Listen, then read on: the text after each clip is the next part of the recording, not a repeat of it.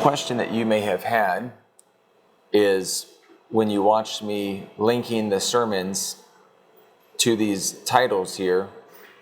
Remember how we right-clicked, opened it in a new tab, and then it came over here.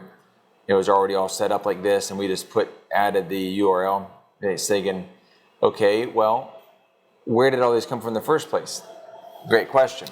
Where these came from is Series Engine allows you to do an import, a bulk import, right down here, upload content into the Series Engine install, and it lets you upload a properly formatted CSV file.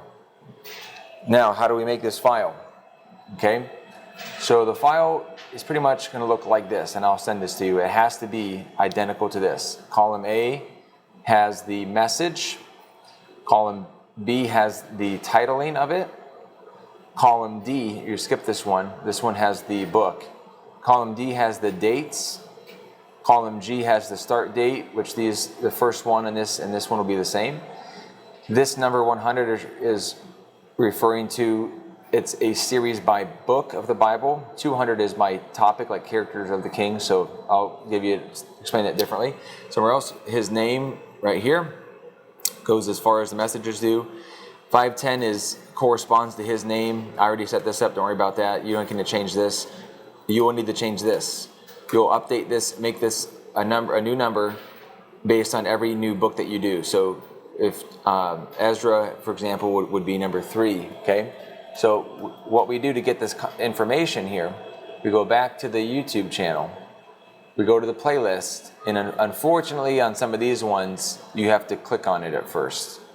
And you have to see what the content says. So this one says December 21st, 2014.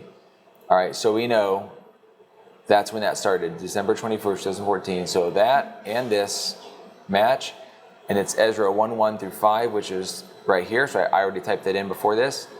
I did that first one, then I went over here to the second one, as you can see, Ezra 2:1, the 14th, December 28th.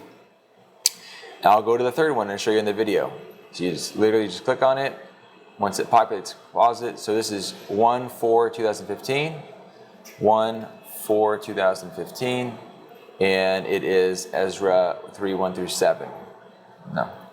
All right, so that's that.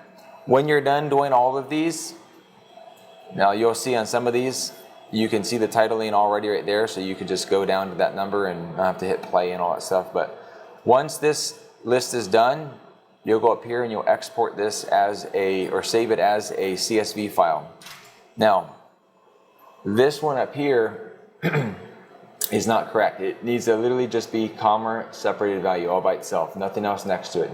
This, nothing, just this. Once you do that and you save it, it'll show up. You just hit OK, and here it is. Then you'll take this file, you'll go back to the Series Engine, under the import export. You'll browse, you'll attach it, not the XLSX file, but the CSV file. And you can see that's just will be the Ezra's when it's all done, and hit open, and then hit bulk upload, okay? Then when you come back over here, it'll have Ezra all in here. And if you want to make it, well, it should be simple. They should just automatically be the most recent ones, and then you'll follow that process with the right-click opening. Now, one last thing. On this Excel file, once you save it as a CSV, it's going to keep it that way. This is not good. You have to do this to export it, okay? But then when you're done, go back up here, and you have to do this, save as, and change it back to the XLSX file. If you do not do that, then when you close this and go to open it in the future, all the other tabs that you've done to build this in will be gone, because this only saves it as the open tab at the moment. So very, very important that you save it temporarily and then go back and resave this. And as you can see, it keeps both files here. You can discard this one when you're done. But once you do that, that'll populate them all in here, save you all the time of typing this in and selecting his name, putting the date in. It's a lot faster to put it in over here than to go for every single message and put it in here, because it literally, I'll just show you what it would be like if you don't do that. You don't have to do that. Then you have to do this for every single message. Click Add New, type the title, Go down here to the speaker. You can just hit the down arrow. Go down to his name. Put the date in. 2014.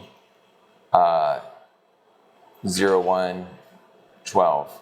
Okay, so that's how you have to do it. You don't want to do that, basically, is what I'm saying. You just want to do this from this method here. It's a lot faster, especially since some of these, like Hebrews has and Luke have like 40, 50 of these things.